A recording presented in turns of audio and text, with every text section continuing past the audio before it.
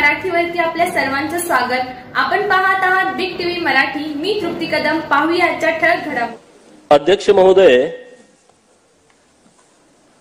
सांगली जिल्हा मध्यवर्ती सहकारी बँकेच्या संदर्भातली ही लक्षवेधी आपल्या माध्यमातून माननीय सरकारच्या माननीय मंत्री महोदयांच्या मला निदर्शनास आणून द्यायचे आहे।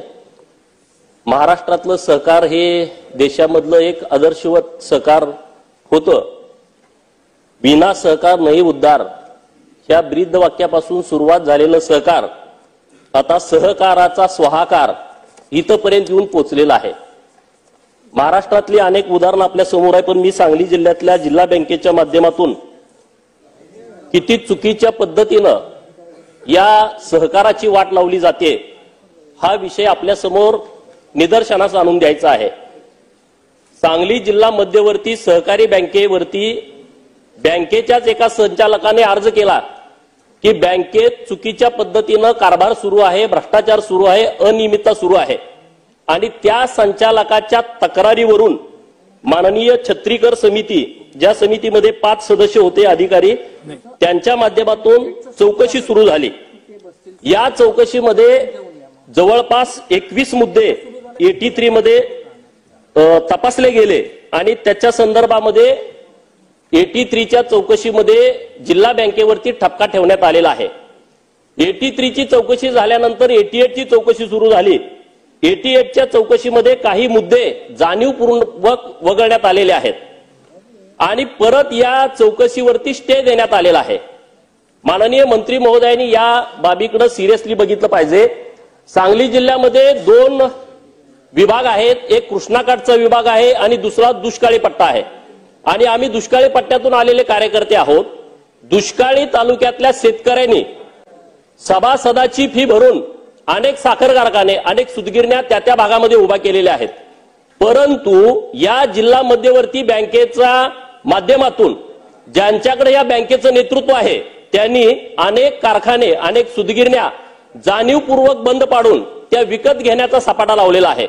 आणि काही 2 उदाहरणं मी देऊन परत जो माझा मूळ मुद्दा आहे त्याच्यावरती येतो। एक कारखाना आहे जतचा सहकारी साखर कारखाना, जो 250 एकरामध्ये आहे आणि जत शहराला लागून आहे। आता आज मितीला मी तुमच्या सोबत बोलत असताना 10 लाख रुपये गुंठा तिथल्या जमिनीचा भाव आहे। हा कारखाना राज्य बँकेनं 40 कोटीला एका नेत्याला विकला आणि 8व्या दिवशी जिल्हा मध्यवर्ती बँकेनं त्यांना 120 कोटीचं लोन दिलं। आज बघा कारखान्याची किंमत, कारखान्याचं पूर्ण स्ट्रक्चर, तिथल्या मशिनरी आणि 250 एकर जमीन। महाकाली सहकारी साखर कारखाना आहे कवटे मंकाळला, या कारखान्याचं 140 कोटीचं कर्ज आहे।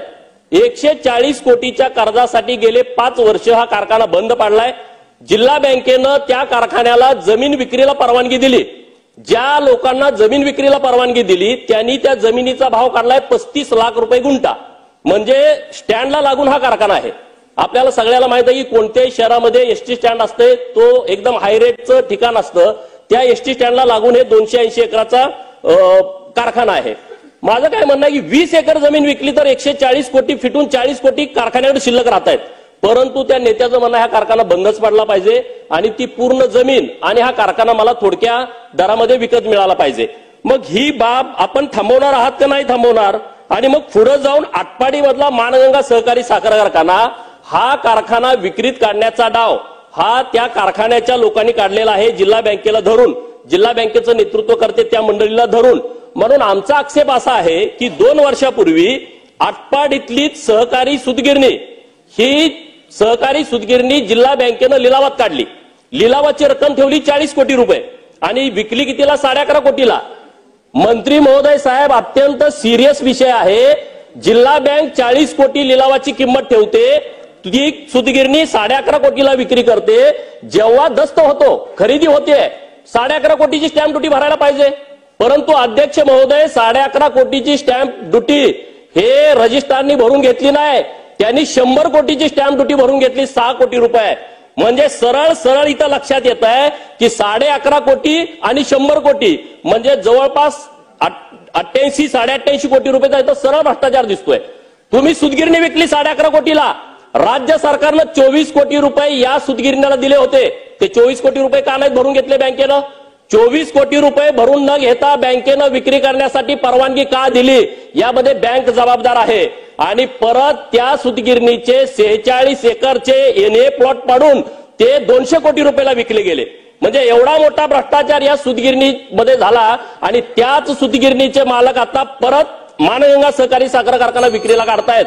मानगंगा सहकारी साखर कारखान्याची जमीन 227 एकर आहे. माझ्या समाजाच्या लोकांनी फुकट जमीन दिली आहे. 2 महिने आम्ही शोधतोय तिथं ऑफिसला की यांचं खरेदी खत झालंय का. एक पण खरेदी खत आम्हाला मिळालं नाही. मंत्री महोदयांना माझे स्पेसिफिक प्रश्न आहेत या विषयावरती की जी सूतगिरणी जरी वस्त्रोद्योगचा हा विषय असला तरी जिल्हा बँकेनं विक्री केलेला आहे. जिल्हा बँकेनं विक्री करताना याचा विचार का नाही केला की राज्य सरकारचे 24 कोटी न भरता तुम्ही विक्रीला परवानगी का दिली. 40 कोटी रुपये तुम्ही लिलावाची किंमत ठरवलेली असताना 11.5 कोटीला का विकली. 11.5 कोटीला विकलेली असताना त्याचे 100 कोटीची स्टॅम्प ड्युटी सरकारनं भरून घेतली.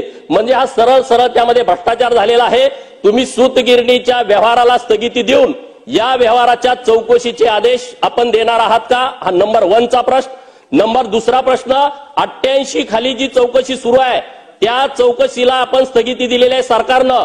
ती स्थगिती तुम्ही आज उठवणार आहात का. नंबर 2. नंबर 3 83 चौकशीमध्ये जे मुद्दे समोर आले होते त्यातले मुद्दे जाणीवपूर्वक वगळले.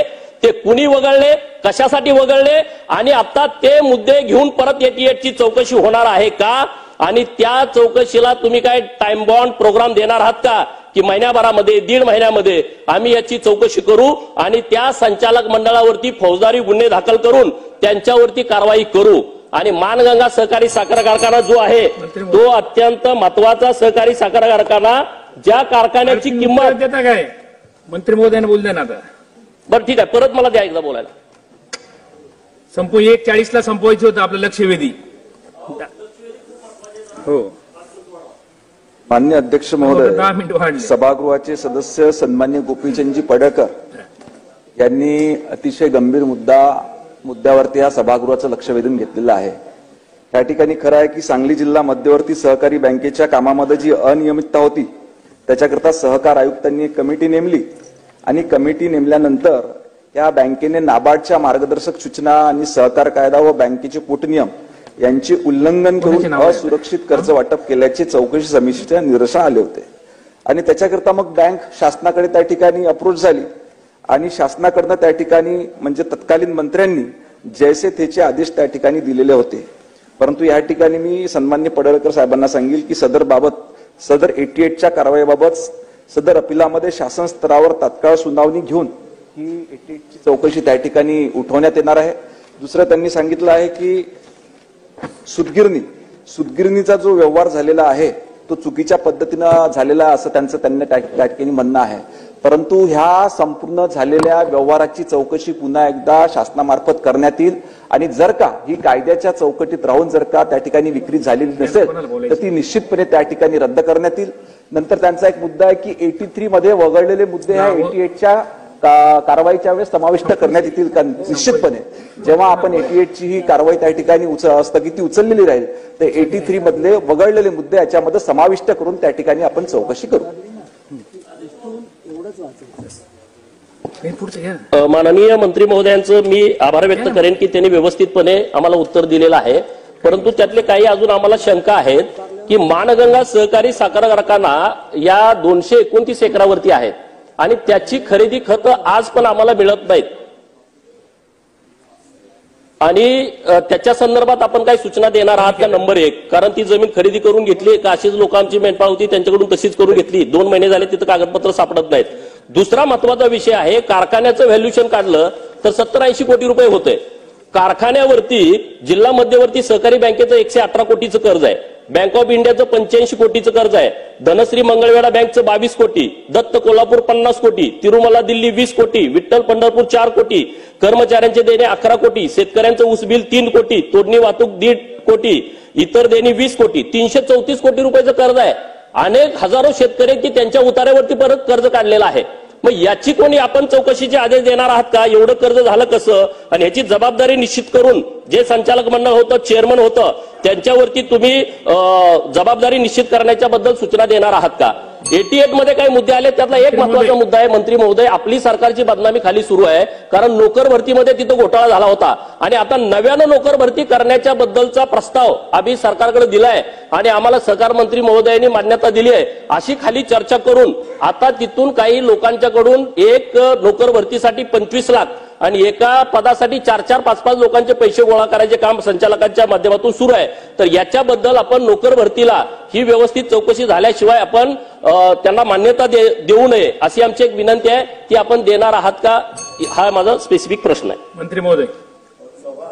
माननीय अध्यक्ष महोदय, सांगली जिल्हा मध्यवर्ती सहकारी बँकेने मानगंगा सहकारी साखर कारखाना हा विक्री करण्याचा प्रयत्न केला होता, परंतु सदर कारखान्याच्या हमीच्या आधारे बँक ऑफ इंडिया यांनी ऊस तोडणी वाहतुकीसाठी वैयक्तिक तोडणी वाहतूक कंत्राटदार यांना कर्ज पुरवठा केला होता आणि बँकेने केलेली सरफेसी कारवाई विरुद्ध bank of India he DRT court Pune यांच्याकडे गेली आणि त्या ठिकाणी डीआरटीने सहकारी बँकेने पुढील कोणतीही कारवाई करू नये जैसे थेचा आदेश डीआरटी कोर्टाने 24/5/21 ला दिला आहे. त्याच्यामुळे सदर मालमत्ता विक्रीची कारवाई पूर्णपणे त्या ठिकाणी थांबलेली आहे. नंतर बाकीचे काही मुद्दे या ठिकाणी सन्मान्य सदस्य गोपीचंद पडळकर यांनी मांडले की त्या ठिकाणी नोकर भरतीमध्ये घोटाळा झालेला आहे, फर्निचर खरेदीमध्ये घोटाळा झालेला आहे. तर या संदर्भात ज्या काही त्यांच्या शंका आहेत तर निश्चितपणे याची चौकशी करून संपूर्ण जी व्यवहार झालेला आहे त्याची चौकशी करून त्यांना माहिती देण्यात येईल.